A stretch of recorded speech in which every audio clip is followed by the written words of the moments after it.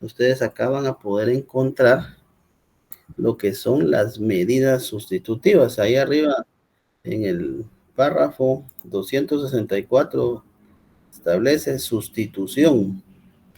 Ahí arriba le pueden escribir medidas sustitutivas. ¿Sí? Entonces, acá nos da ciertos numerales en cuanto a cuáles son las medidas sustitutivas que se pueden aplicar para que una persona que sea ligada a un proceso penal, que le dicten un auto de procesamiento, al momento de desvanecer los peligros procesales, tanto el peligro de fuga como el peligro de obstaculización a la averiguación, que no exista la grave sospecha de que el imputado pueda destruir o modificar o alterar, suprimir elementos de prueba.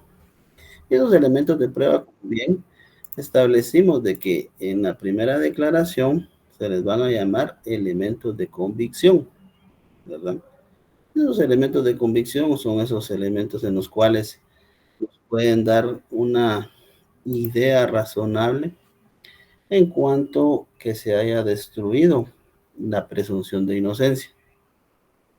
Partiendo de ello, al momento que el juez evalúa y que el Ministerio Público cree conveniente también que se le puedan aplicar medidas sustitutivas porque no existe ese peligro de fuga y el peligro de obstaculización, se puede solicitar, pero créanme que a veces tenemos una idea en cuanto a que se pueden aplicar o no se pueden aplicar. Pero denme un segundo, compañeros.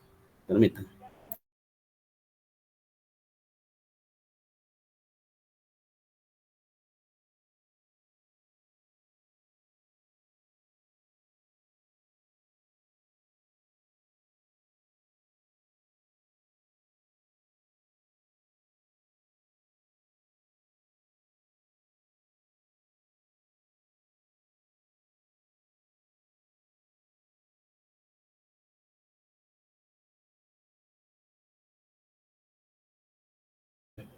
De llevar una audiencia de primera declaración y por lo regular nosotros tenemos la idea de que el proceso penal común va orientado para todas las incidencias de los tipos penales.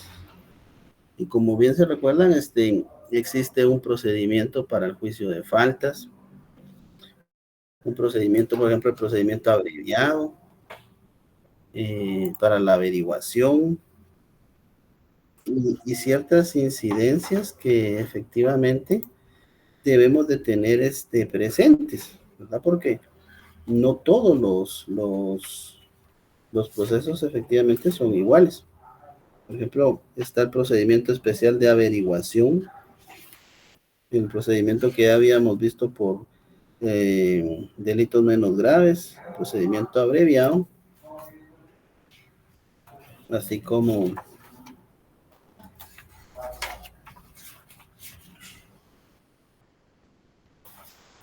déjenme buscarles ahorita, compañeros, que eso no son muy...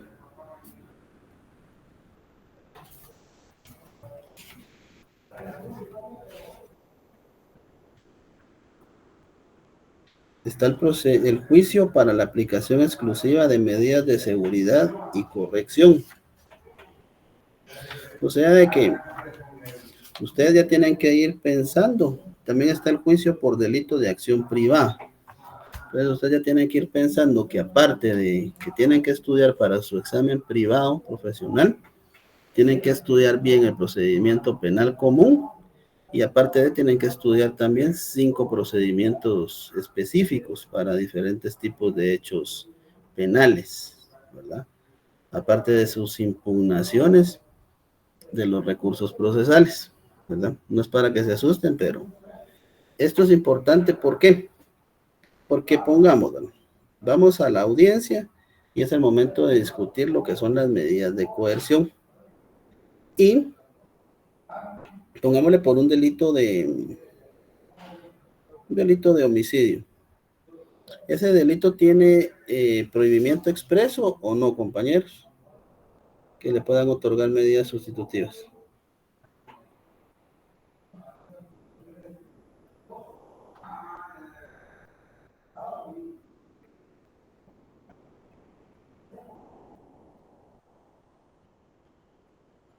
¿Alguien por ahí?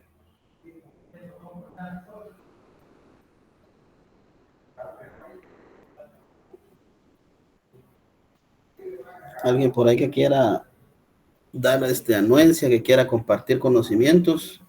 ¿Alguien que nos pueda decir si el delito de homicidio tiene prohibición expresa para que se le otorguen medidas sustitutivas? ¿Nadie?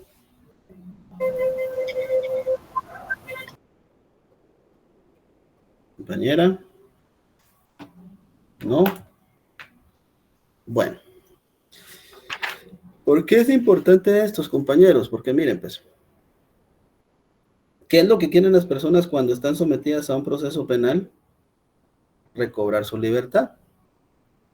Y si nosotros no tenemos presente que no le pueden dar medidas sustitutivas y le ofrecemos, mire, yo lo saco ahorita que vamos a la audiencia lo voy a sacar libre. Y nos topamos que por el delito que lo vamos a defender, no goza de medidas sustitutivas. ¿Será que se va a poner triste nuestro representado? Definitivamente que sí, ¿verdad? ¿Por qué? Porque definitivamente la discusión de las medidas de coerción no es solo directamente que nosotros como abogados las pidamos y que no las den. Hay criterios directamente que van a entrar en juicio directamente si otorgan las medidas o no.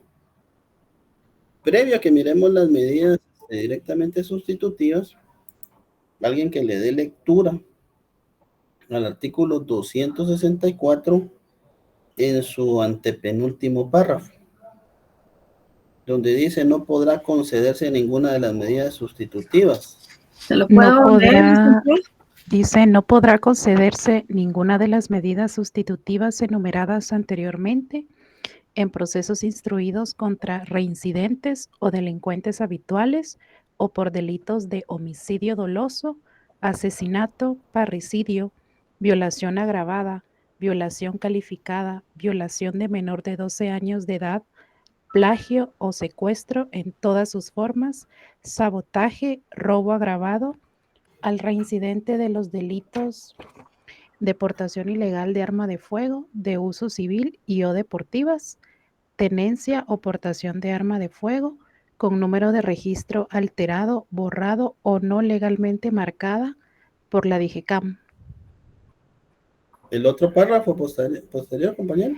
También quedan excluidos de medidas sustitutivas los delitos comprendidos en el capítulo 7 del decreto número 48-92 del Congreso de la República, Ley contra la Narcoactividad. Gracias. Y las dos líneas del otro párrafo, por favor. Las medidas sustitutivas acordadas deberán guardar relación con la gravedad del delito imputado. Ahí está. Va. Entonces, les vuelvo a preguntar. ¿Por un delito de homicidio goza de medidas sustitutivas o no goza de medidas sustitutivas? No goza. No goza. No goza de medidas sustitutivas. No gozan. No goza. No. ¿Quién más? Licenciado, disculpe. Fíjese que ahí yo escuchaba y leía que a excepción del delito de homicidio doloso no tiene medida sustitutiva. Pero entonces, en este caso, si es culposo, sí aplicaría la medida sustitutiva. Ahí está la situación. Por eso es de que tenemos que aprender a leer y analizar.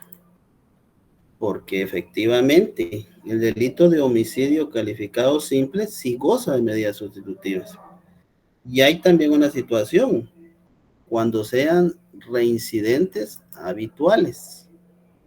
O sea, que está el delincuente primario y el habitual, ¿verdad?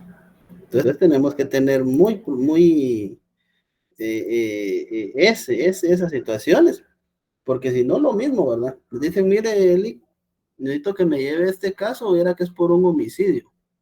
Y la verdad es que se puede establecer de que no tuvo la culpa. Entonces, Nosotros con seguridad le decimos, va, está bien, se lo llevo y posiblemente le puedo solicitar que le otorguen medidas sustitutivas, ¿no? Entonces, esa es la importancia que nosotros tenemos que tener de saber qué delitos gozan de medidas sustitutivas y cuáles no gozan. Por ejemplo, nos contratan y mire, fíjate que quiero que me dé una audiencia, pero es por el delito de narcoactividad. Era que lo agarraron ahí con 10 kilos de cocaína y quiere salir libre, ¿no? ¿Qué va a pasar ahí? ¿Va a gozar de medidas sustitutivas? No, Lic. No goza. No, efectivamente no goza, porque efectivamente es claro, ¿verdad? Los que se encuentran contenidos en la ley contra la narcoactividad y específicamente en el capítulo 7 de la ley de narcoactividad. Entonces, procediendo de que ya sabemos qué delitos gozan de medidas sustitutivas, podemos solicitarle al juez, efectivamente, señor juez, toda vez de que por el hecho, el delito que se le está atribuyendo a mi representado, goza de medidas sustitutivas. Conforme al artículo 64, Código Procesal Penal, se establecen las incidencias en las cuales se les puede otorgar. Y establece el arresto domiciliario en su propio domicilio o residencia o custodia de otra persona. Mi compañero Guillermo se le activó su audio. Entonces, como lo que veíamos ayer, ¿verdad? Cuando vamos a la audiencia llevamos nuestros documentos para acreditar ese arraigo. Y ahí está el arresto domiciliario en su propio domicilio o residencia o en custodia de otra persona. Pero, ¿qué entienden ustedes por ese arresto domiciliario? Que no puede salir del departamento donde está domiciliado. ¿Sí? ¿Alguien más? Es un perímetro dado, literal en libertad, pero no puede salir de ese perímetro por las medidas que tiene. Y adicionalmente, Lick, pues también tiene que ir a firmar al juzgado o al Ministerio Público. Claro, es otra de las medidas que efectivamente. Sí, efectivamente el arresto domiciliario establece en su propio domicilio o residencia.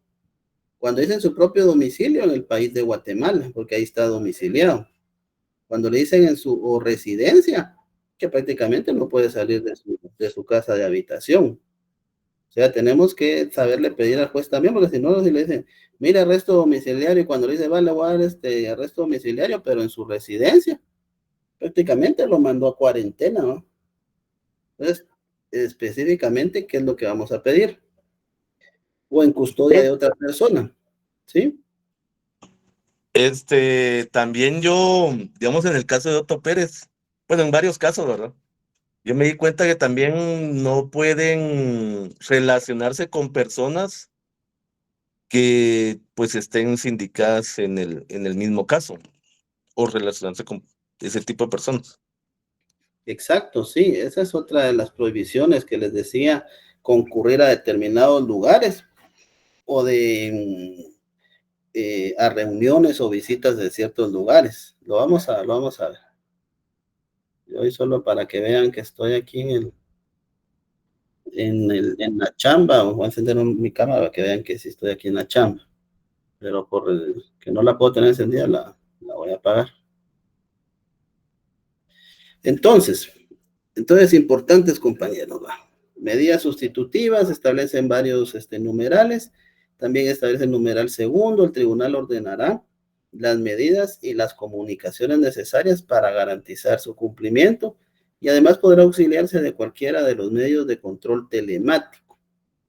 Ahí es donde vemos directamente la ley de control telemático, el dispositivo móvil, directamente para ese control y registro. Cosa que les digo de que a la larga esa cosa por gusto, porque aparte que es carísimo, es un problema que cada rato se les arruina esa batería y ahí empieza a reportar y cuando sienten a traerlos otra vez de las orejas para presentarlos con juez. Entonces, tener un aparato de esos ahora, carísimo, se debe de anticipar el pago y por lo regular lo dan cuando las personas ya tienen una enfermedad casi que terminal y cuando son delitos que son, no son de trascendencia, no son graves, ¿verdad? Vamos a ver lo que decía el compañero de la obligación de presentarse periódicamente ante el tribunal o la autoridad que se le designe. Prácticamente ahora como la tecnología ha evolucionado, ¿verdad, compañeros? Ahora ya la tecnología ya es ya más avanzada, ¿va?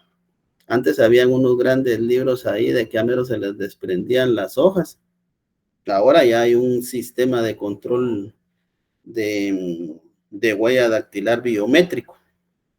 Entonces, como ahora ya tienen registradas las huellas de casi toda la mayoría de los ciudadanos, ya ahí se va y se registra y lleva un control digital. Sí, Freddy. Sí, buenas tardes. El artículo 123 del Código Penal únicamente dice homicidio, sin embargo, otros criterios establecen que a pesar de ser homicidio y se considera simple, es provocado con dolo, entonces dejaría de ser homicidio simple. ¿Cómo convencer al juez que se trata de un homicidio simple? Recordemos, compañeros, de que vimos lo que es la clasificación de los delitos y los delitos menos graves. Les decía de que a veces por faltar al deber de cuidado se comete una imprudencia y dentro de esas imprudencias les ponía el caso de la persona que está trabajando y que por un descuido se le cae el martillo, va una persona pasando cabal en ese momento abajo y le pegan la cabeza. Ese es un homicidio prácticamente culposo porque no hay dolo. La situación es cuando sí existe el dolo de dar muerte. La diferencia es de exponer directamente si hay una negligencia, una imprudencia, la impericia, pero en este caso es la imprudencia por faltar al deber de cuidado, ¿verdad? Porque a veces solo lo regulamos y establecemos, son lesiones culposas, pero el problema es ya cuando la persona muere, pero la intención y esa voluntad consciente de darle muerte no estuvo. Y por eso es de que también tenemos que tener muy en cuenta lo que son los elementos positivos del delito, ¿verdad? En primer lugar, lo que es la acción. Si la persona tiene la voluntad consciente de actuar y cometer el hecho, prácticamente ahí se concatena y está el dolo. Pero cuando no existe esa acción de esa voluntad consciente de una persona de llevar a cabo ese hecho, es un elemento negativo del delito. Y la clasificación doctrinaria, eso es lo que nos enseña, para poder entender lo que son los delitos dolosos y los delitos culposos. Entonces ahí es donde usted le tiene que hacerle ver al juez que directamente dentro de la clasificación y de los hechos en tiempo, modo y lugar, cómo sucedieron los hechos, nunca existió ese dolo. Fue una imprudencia por haber faltado al deber de cuidado, ¿verdad? Que va a tener una sanción, va a tener una sanción efectivamente, ¿verdad? Pero para eso están las medidas desjudicializadoras. Y recordemos que también la ley nos da una facilidad, por ejemplo, la junta conciliatoria, el acuerdo de las partes, ¿verdad? A través de un desistimiento o un resarcimiento económico. Espero que lo podamos ver ese tipo de incidencias ante el Ministerio Público para poder ir preparando el camino y optar a medidas desjudicializadoras, tanto como el criterio de oportunidad, un procedimiento abreviado, una suspensión condicional de la persecución penal, ¿verdad? Que son de medidas desjudicializadoras que nos van a ayudar para poder solventar los hechos previo a terminar a llevar un proceso penal común. Ustedes se recuerdan de que en la vía civil existen incidencias como es el allanamiento, la conciliación, y que comúnmente le llaman formas anormales de terminar un proceso. En resumida, prácticamente una medida desjudicializadora, si se logra aplicar, va a ser una solución casi en esos mismos términos, ¿verdad? ¿Estamos?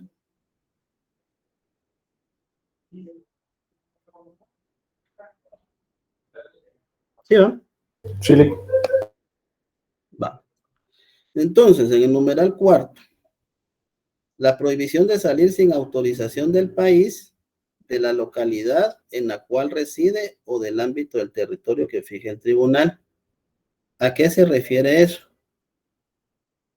Al arraigo, que directamente la persona no puede salir del país. ¿Ya? Ese es el arraigo. Número 5. La prohibición de concurrir a determinadas reuniones o de visitar ciertos lugares. Este va orientado directamente al artículo 263, al peligro de obstaculización. ¿Por qué? Porque al momento de que esta persona pueda concurrir a un lugar y tenga acceso a ese lugar, y en ese lugar es donde vive la persona agraviada, venir y efectuar hechos, en los cuales hasta le puede dar muerte. Entonces se le pone una restricción directamente para que esta persona no tenga la factibilidad de poder acercarse a ese lugar. Y esa es directamente esa prohibición de concurrir a determinadas reuniones o de visitar ciertos lugares. Vamos a ver. Número 6. La prohibición de comunicarse con personas determinadas siempre que no se afecte el derecho de defensa.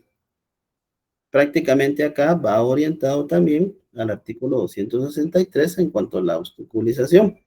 ¿Para qué? Para que la persona directamente no vaya y perjudique la investigación o que no se acerque directamente a la persona agraviada también y la pueda coaccionar. El número 7, la prestación de una caución adecuada. Más que todo, esto es la situación de la caución económica. Por el propio imputado o por otra persona, mediante depósito de dinero, valores, constitución de prenda o hipoteca, embargo o entrega de bienes o la fianza de una o más personas idóneas. Entonces, compañeros, aquí es donde prácticamente se nos viene a complicar nuestras medidas sustitutivas. ¿Por qué?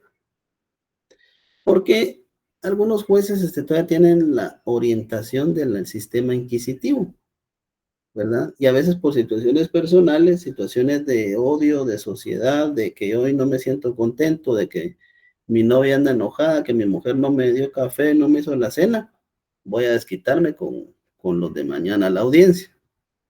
Entonces, esas situaciones nos vienen a complicar porque viene el juez y dice, bueno, está bien, le vamos a dar medidas sustitutivas, pero le va a poner una caución de 5,000 quetzales. O a veces dependiendo del hecho del daño que ha causado, por ejemplo, una estafa, cuando una persona lleva al ardil engaño a otra de cometer un hecho, lo defrauda en su patrimonio, a veces hay estafas que son hasta por 30,000 quetzales. Entonces el juez dice, bueno, si quiere recobrar su libertad, le vamos a poner una pequeña caución de 20,000. Y si la persona no tiene para pagarla, ¿qué va a pasar ahí?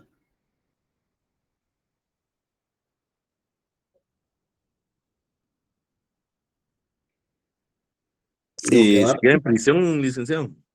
Exactamente. El juez va a poner un plazo y va a establecer de que se le otorgan las medidas sustitutivas, por ejemplo, la que establece el numeral 1, el numeral 3, el numeral 4. Y le pone la caución y le dice, bueno, si en el plazo de 24 horas no hace efectiva la caución, deberá ser ingresado a un centro de privación de la zona 18 o de Fray Janes. Sí, compañera Beverly.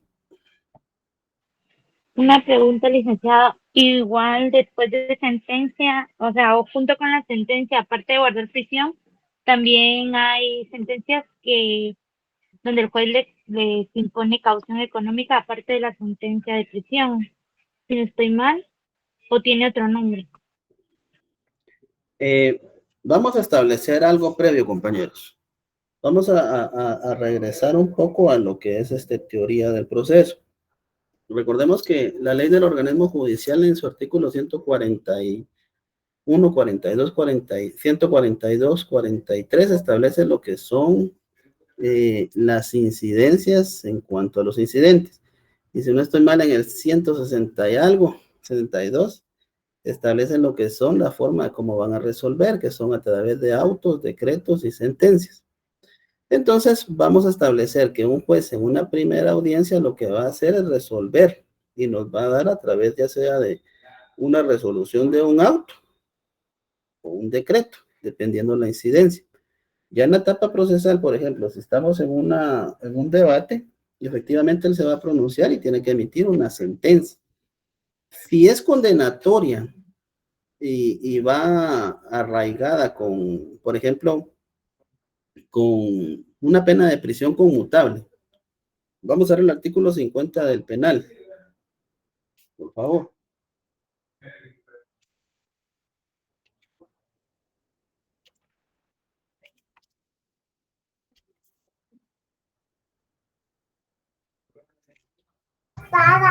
Artículo 50, ¿no puedo ver la edición? Por favor. Conmutación de las penas privativas de libertad. Son conmutables. La prisión que no exceda de 5 años, la conmuta se regulará entre un mínimo de 5 quetzales y un máximo de 100 quetzales por cada día, atendiendo a las circunstancias del hecho y a las condiciones económicas del penado. 2. El arresto. Va. Lea el 51 también, por favor, compañero. Artículo 51. Inconmutables. La conmutación no se otorgará: 1. A los reincidentes y delincuentes habituales. 2. A los condenados por hurto y robo. 3. Cuando así lo prescriban otras leyes. 4. Cuando apreciadas las coincidencias del penado, los móviles de su conducta y las circunstancias del hecho, se establezca a juicio del juez su peligrosidad social. 5. A los condenados por delitos de defraudación tributaria, defraudación aduanera, contrabando aduanero, apropiación indebida de tributos y resistencia a la acción fiscalizadora de la administración tributaria. 6. A los condenados por los delitos contemplados en los artículos contenidos en el capítulo 1 del título 3. 7. Inconstitucional. Gracias, compañero. Va, entonces vean, pues, compañeros. Aquí en la situación es de que, miren, pues en la primera audiencia lo que se lleva a cabo es que se le impone una caución económica. Esto con el hecho de garantizar que la persona va a estar presente dentro de las diligencias procesales. Ese es el objeto de la caución económica. Y ya directamente, cuando se fije una sentencia y es de carácter conmutable, por ejemplo, lesiones culposas. Y efectivamente esta persona fue sentenciado. Pero como ese delito tiene una pena de prisión de 1 a 5 años de prisión, entonces el juez al momento de resolver establece que le va a fijar una pena de prisión de 3 años conmutable. Pues ahí en la sentencia dice si es conmutable o es inconmutable. ¿Ya? Entonces, cuando hablamos en sentencia conmutable, cuando hablamos en las incidencias de la primera aclaración, caución económica. La conmuta tiene una situación que al momento de establecer, el juez debe de determinar si la caución que está imponiendo, de cuánto va a ser, porque se establece que va a ser de 5, que no exceda 5 años, y la conmuta se regula entre un mínimo de 5 quetzales y un máximo de 100 quetzales por cada día, atendiendo las circunstancias del hecho y las condiciones económicas del penado. Entonces, pongámosle que por las lesiones, es una persona primaria, ¿verdad? Nunca había tenido ningún otro problema. Entonces el juez al momento de razonar y dice, bueno, son 3 años, le voy a poner la mini. Va a pagar 5 quetzales por cada día de prisión para recobrar su libertad. ¿Ya? Entonces prácticamente por esos 3 años de prisión tendría que pagar un aproximado como de 5,000 a 4,500 quetzales para que recobre, para que pueda quedar en libertad. La situación es de que queda condicionado a lo que es la reparación digna, ¿verdad? Porque ahí efectivamente, si bien le van a imponer una pena de prisión por las lesiones que causó, también la persona agraviada tiene derecho a esa reparación digna, ¿verdad? Por eso es de que ahí tenemos que ponernos las pilas, si estamos de la parte del agraviado, porque nosotros ya antes de que lo vayan a sentenciar, nosotros tenemos que garantizar bienes suficientes y tenemos que verificar si esta persona sindicada tiene bienes. ¿Para qué? Para que al momento que se lleve el diligenciamiento de la audiencia de reparación digna, le establezcamos al juez, señor juez, hay bienes de por medio. Aquí está la anotación de demanda. Se hizo la inamovilidad de los bienes para garantizar de que en la vía civil va a pagar, y aparte que le va a pagar al agraviado, nos va a pagar las costas procesales por el proceso civil, ¿ya? Porque él no va a decir, miren, fíjense que yo sí, ahí tengo mi finca a usted, pero ¿cómo le hacemos? A ley que nadie va a decirles, mire, el ICA ahí agarra la mitad y me guarda la mitad, ¿va? ¿Sí, Vinicio? Ese pago de la reparación digna es esa parte de la conmuta, licenciado. Es esa parte, definitivamente esa es en la vía civil. Pero el problema es de que hay gente que tiene plata, vaya, hay gente que no tiene. Cuando van a ver que tiene, nada.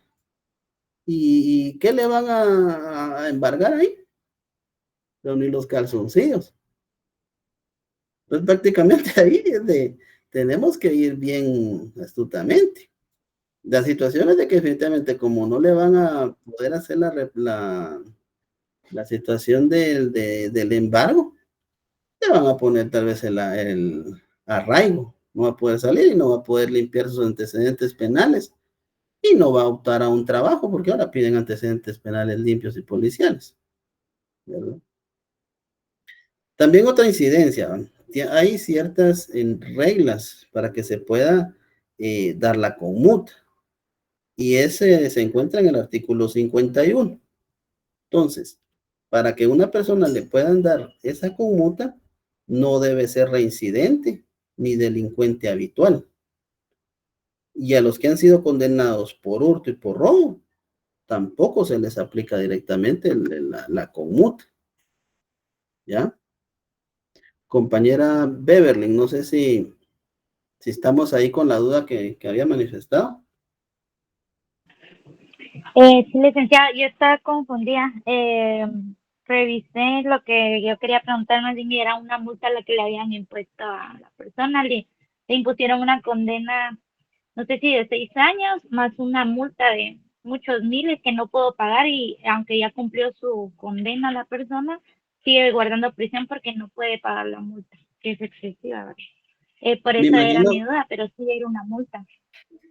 sí, lo que pasa es de que, por ejemplo, si son delitos tributarios, aunque cumplan la pena del que han impuesto de prisión, hasta que no pague la multa que le impusieron, no le van a dar su libertad. Imagínense si son Sí, millones no, ahí. exactamente, era tributario. Sí, ya vio, Sí, exactamente, el delito era tributario. sí, ahí está la situación, ¿verdad? Que, por ejemplo, el juicio de cuentas, si lo ejecutaron, ¿verdad? O dependiendo a qué entidad del Estado haya defraudado, así es la situación, ¿verdad? El Estado ejecuta y para que recobre tiene que pagar. Y a veces esas cantidades son grandes, no son cantidades pocas, ¿no? Sí, Ricardo. Licenciado, disculpe, fíjese que tengo una duda en relación a lo que es la caución. ¿Eso se da antes o durante la primera audiencia? ¿Y la reparación digna, entonces, es al final de la audiencia? Ya. Sí, la caución va a ser directamente con las medidas sustitutivas. Cuando se esté discutiendo las medidas de coerción y se entra a discutir si le dan medidas sustitutivas, ahí es donde directamente el juez dice, le pongo la caución económica de 1,000 quetzales, ¿verdad? Y le doy el plazo de 24 horas. Hasta que él no pague esa caución, en las 24 horas no puede salir. El tema es ofrecimiento de prueba, compañeros. Sí, Carlos. Gracias, licenciado. Sí, fíjese que yo conocí un caso de Una señora que ella por primera vez estaba llevando dinero a Panamá, llevaba $50,000 y la sentenciaron a 12 años por lavado y la caución económica que le pusieron fue $50,000. Al no poder ella nunca poder pagar los $50,000, le tocó cumplir completo los 12 años. Sí, es que como la situación es de que definitivamente no podemos alegar ignorancia de ley, ¿verdad? La ley del organismo judicial en su artículo 10.3 establece, ¿verdad?, que tampoco pueden existir lagunas de ley ni alegar ignorancia de ley. Y la ley de lavado de dinero de otros activos establece, ¿verdad?, que también son $10,000 los que se pueden declarar. Y se tiene que tener también de dónde es que proviene. Previo a que le dé la palabra a Merari, le voy a solventar a Ricardo también, porque no le expliqué que efectivamente, mire, pues la caución económica sí se paga en la primera declaración. Ahora la reparación digna es hasta el tercer día de que ya se dictó la sentencia y quedó firme. Ahí es donde se lleva a cabo la audiencia de reparación digna. Y es donde se acredita directamente si hay bienes suficientes y que se ejecuten en la vía civil. Porque el juez, recordemos que en el Código Procesal Civil y Mercantil, las sentencias que el juez emita, los autos dictados en juicio tienen carácter de título ejecutivo. Entonces, ese es su título ejecutivo para que ustedes lo puedan hacer valer.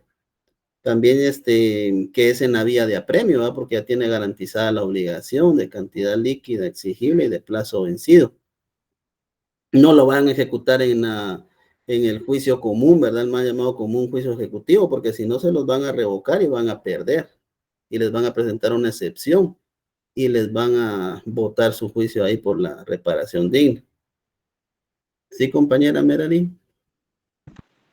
Buenas tardes, licenciado. Fíjese que escuchando esto me surge una duda. Por ejemplo, ¿qué pasa? Hay una persona a la que se le acusa de un delito, pero ¿qué tal es un extranjero que está de turista en Guatemala? Pues es muy difícil probarle el arraigo, considero, porque podría o no sé si se podría considerar que le den una medida sustitutiva o tiene Sí. por la situación. Sí, definitivamente todas las personas debemos ser tratados de igual manera, en principio de igualdad. Y a través de los tratados y convenios internacionales aceptados y ratificados por Guatemala, la Convención de los Derechos Humanos, en su artículo 8, tenemos la obligación de resguardar esos intereses. Efectivamente, para eso está el consulado, la embajada, dependiendo también si no habla el idioma español, todos los actos son en idioma español en Guatemala. Se tiene que auxiliar de un traductor para que le asista. El organismo judicial tiene la obligación de hacer valer ese derecho a las personas, si no se estarían violentando los derechos humanos. Entonces, sí se le puede acreditar arraigo, porque a través de la embajada se solicita su documentación, por ejemplo, pasaporte o su estatus migratorio, y ellos lo acreditan, y con eso se le puede dar el arraigo. Y en situaciones que, por ejemplo, pueda estar aquí de forma ilegal, también se solicita que pueda ser de una vez extraditado ahí a su país, o, bueno, no extraditado porque no está siendo objeto de un proceso penal de investigación, más que todo que lo puedan enviar ahí de forma pacífica, ¿verdad?, a su país de origen. Expulsado, licenciado, expulsado, sería expulsado. Non grato, ¿verdad? Entonces... Comprendo, licenciado. Y eso es algo que debería solicitar su abogado ante el juez.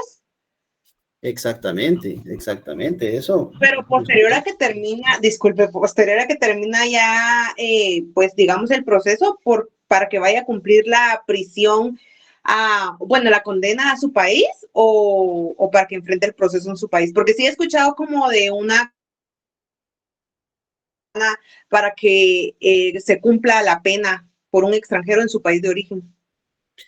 Sí, bueno, ya le entendí. Lo que pasa es de que prácticamente usted me está hablando de un delito un tanto ya gravoso, por ejemplo, que le haya dado a una persona o que haya esté con un arma de fuego, portación ilegal de arma de fuego, un homicidio o un robo, ¿verdad? Entonces, prácticamente ahí sí son delitos que definitivamente al momento de acreditar de dónde proviene, quién es y todo, desde la embajada y todo, sí lo van a, si no goza de medidas sustitutivas, lo van a ingresar a un centro de privación. Efectivamente no lo van a ingresar ahí con todas las personas que son de grupos organizados, ¿verdad? Hay sectores donde están personas de menos peligrosidad en resguardo también, porque recordemos de que si le pasa algo aquí también, ya estuvo que hasta quieren penalizar a Guatemala, ¿verdad? Pero por lo regular los piden de que vayan a cumplir la pena algunas veces en su país. Ahora, si es de mucha gravedad, la tiene que cumplir acá en Guatemala. Sea como sea.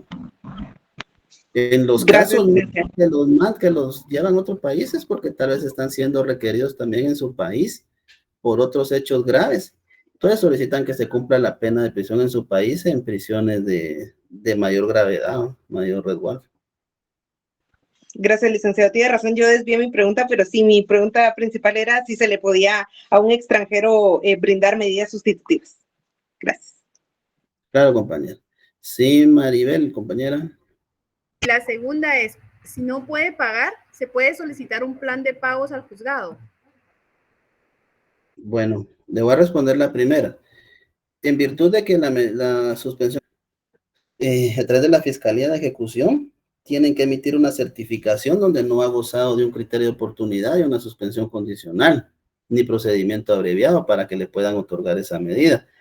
Y otra situación es de que la suspensión tiene un plazo para que se pueda cumplir con el pago de la obligación. Al momento que él dice, bueno, yo me comprometo y lo pago en el plazo de 3 años esa deuda, se evalúa y si en ese plazo no lo pago, le van a revocar el beneficio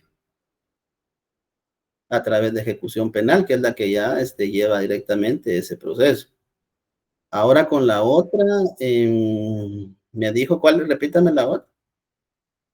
Si la persona o el beneficiado puede solicitar un plan de pagos al juzgado.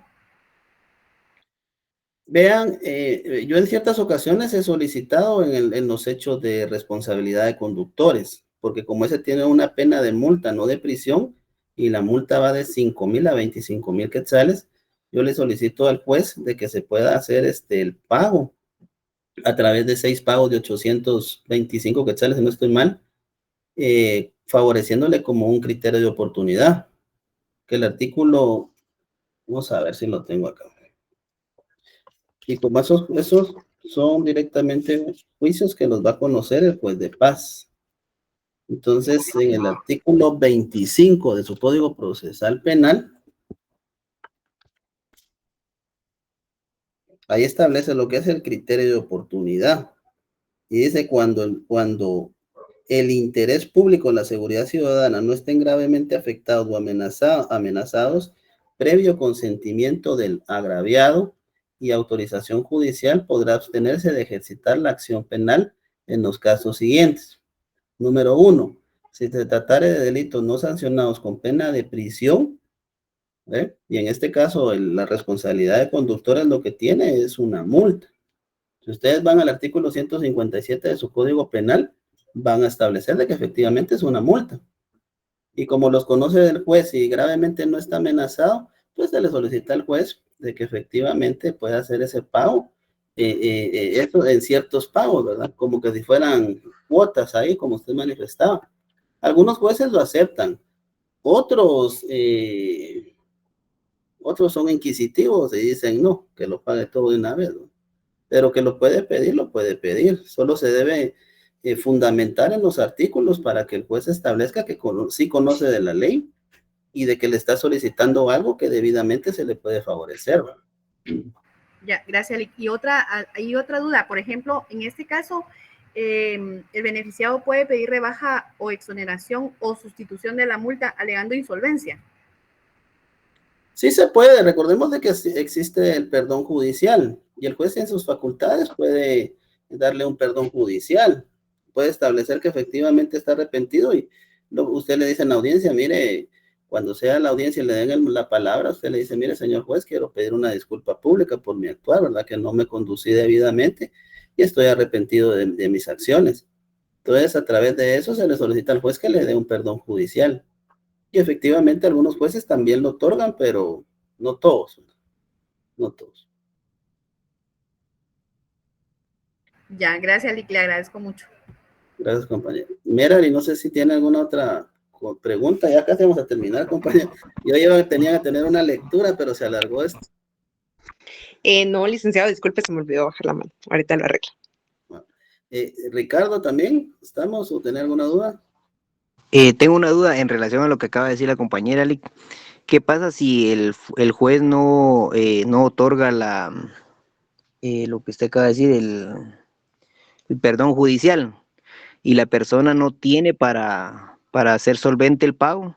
¿Qué pasa en esos casos? ¿Podría guardar prisión? Bueno, podría guardar prisión, una.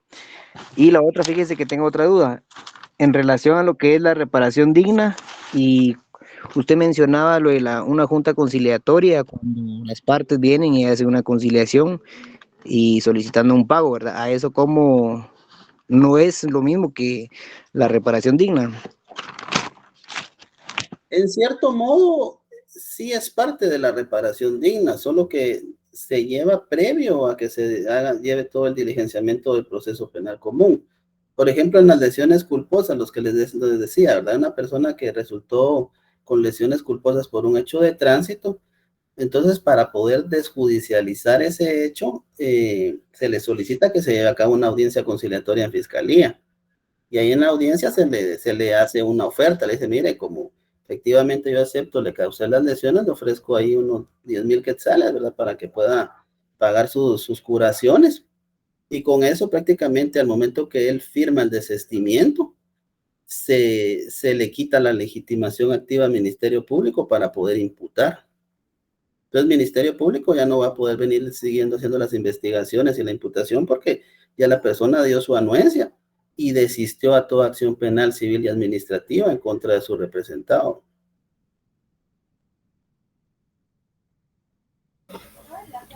Buenas noches. Buenas noches, compañero. Siguiendo con el mismo tema ese, pero ¿en qué momento entra esa junta conciliatoria digamos, en la etapa preparatoria? En la etapa de investigación posterior, cuando ya se dictó el auto de procesamiento y se establece el plazo para la investigación.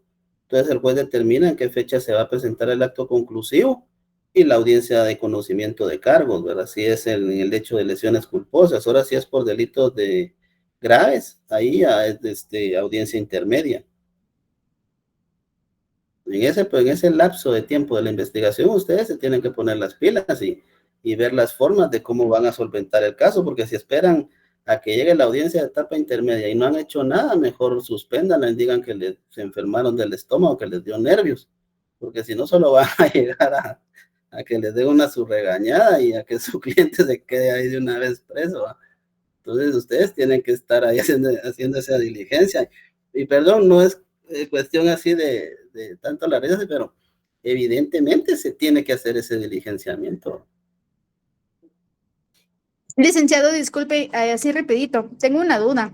Con respecto al mismo hecho de tránsito, ¿la audiencia conciliatoria podría ser únicamente daños materiales? ¿Se podría llevar a cabo?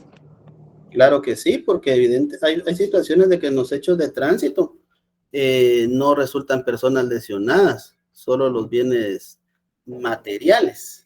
Y por lo regular esto se da concatenado con la responsabilidad de conductores. Viene la persona en estado de ebriedad y va y topa un carro. Aparte que va bajo efectos de licor, también tiene daños y perjuicios. Entonces, efectivamente, para poder solventar la situación, se solicita una audiencia conciliatoria para poder reparar esos daños materiales al patrimonio de la persona. Y ya con eso él también deja sin efecto la legitimación al Ministerio Público.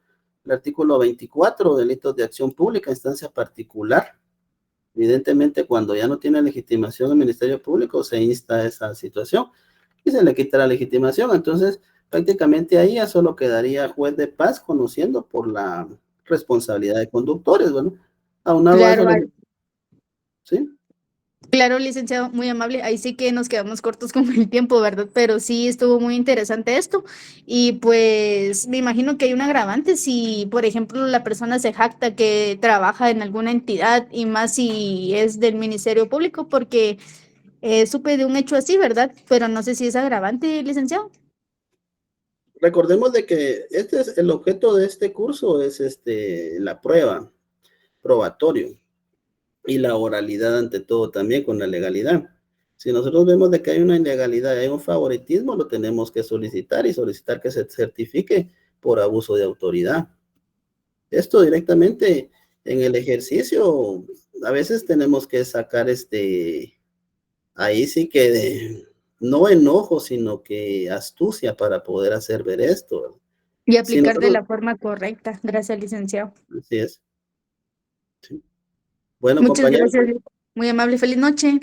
gracias, compañeros. Mañana, por favor, lean el documento que se les proporcionó y lo vamos a analizar mañana y vamos a entrar ahí en unos debates, en unas situaciones ahí de unos casos en la vida real, así como casos de la vida irreal.